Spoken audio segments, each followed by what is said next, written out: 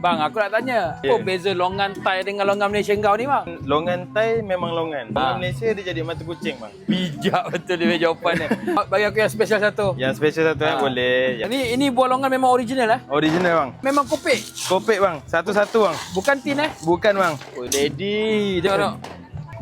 Oh. Ini maksudnya kamu kopek satu-satu, kamu kumpul dalam ni. Ya bang. Betul. Bukan buka dalam tin. Bukan. Oh lain kalau yang dalam tin dengan yang original lain bang. Dalam tin dah ada pengawet bang. Oh, maksudnya ni memang pure original Pure, lah. bang. Dah awak nak berniaga baru awak buat benda ni. Betul.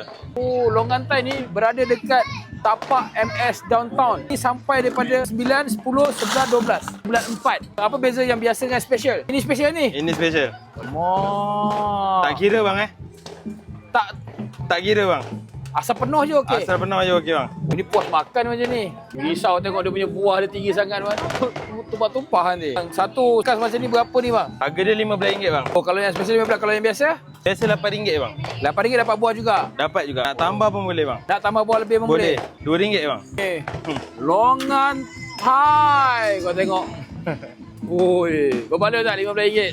Macam puas hati. Ini baru betul longan Thai. Cari brother ni. Okey? Jangan lupa datang MS Downtown. Mara.